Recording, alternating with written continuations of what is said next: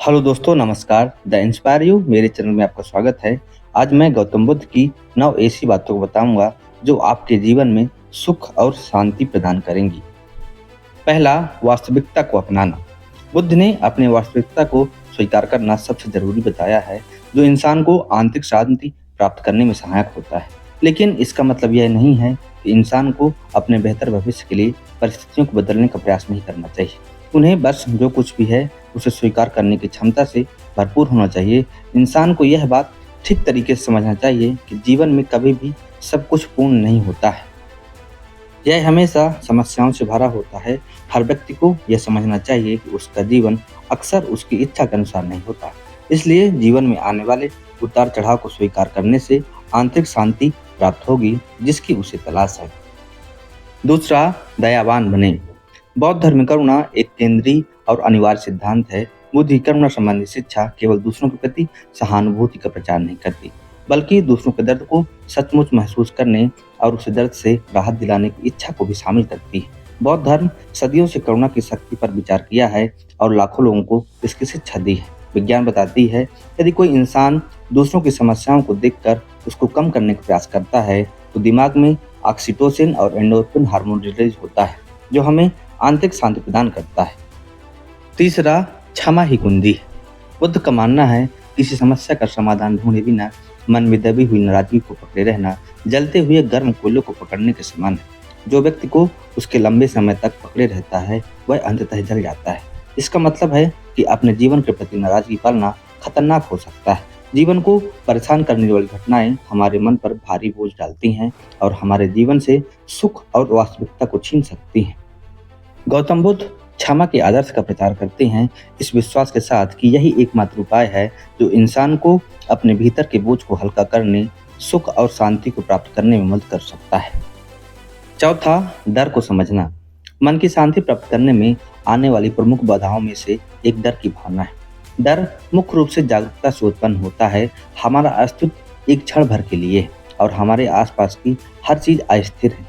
लोग अपने सांसारिक जीवन, सम्मान, पैसा और उपलब्धि को खोने से डरते हैं। बुद्ध ने डर को समझने और देखने के बहुत सारे तरीके बताए हैं। पांचवा, ध्यान। आजकल अधिकतर लोग घबराए हुए या तनावग्रस्त रहते हैं।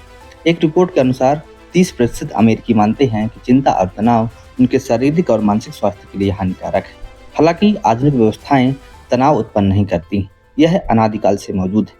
लगभग 2500 साल पहले बुद्ध ने मन की चंचलता को कंट्रोल करने की विधियां सिखाई। ध्यान मन की चंचलता पर काबू पाने में सहायक होता है। जब मन शांत होता है तो तनाव और चिंता स्वतः ही कम हो जाती है। छठवां, खुद पर विश्वास करना। बहुत से लोग अपने मन में खालीपन का अनुभव करते हैं। बुद्ध ने सिखाया है, सभी इंसान में बुद्धि का गुण होता है, वह सब कुछ जो आंतरिक शांति और अंततः आध्यात्मिक अनुभव प्राप्त करने के लिए आवश्यक है। बुद्ध ने बताया, हमारा मानव जन्म कितना मूल्यवान है और बुद्धि की क्षमता के साथ जन्म लेना हमारे लिए सौभाग्य की बात है। यह हम पर निर्भर करता है कि हम अपनी क्षमता को पहचानें और अपने आदर्श को जीवन में प्राप्त करें। सातवां, कृतज्ञता। कृतज्ञता बौद्ध शिक्षा में सबसे महत्वपूर्ण विषयों में से एक है।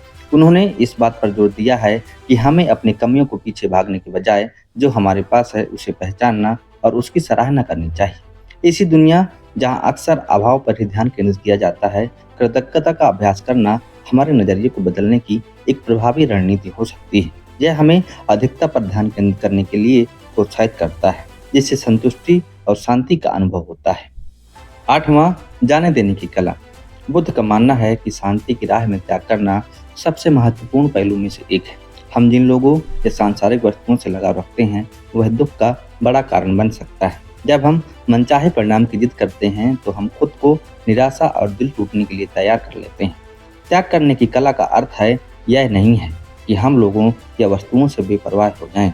इसका अर्थ यह है यह स्वीकार करना कि उनसे चिपके रहना लंबे समय के लिए लाभकारी नहीं। नौवां, खुद को समझना। बुद्धि के अनुसार जीवन में शांति पाने के लिए बाहरी कारकों पर निर्भर रहने के बजाय खुद को समझना आवश्यक है। इसमें संसार की अराजकता से स्वयं को दूर रखना और आवश्यकता पड़ने पर स्वयं के साथ एकांत में रहने की क्षमता शामिल है। व्यक्ति को अपने मन को खोजना, अपने विचारों, भावनाओं और संवेदनाओं को समझने और उनके साथ तालमेल बनाने की ट्रेनिंग देना चाहिए।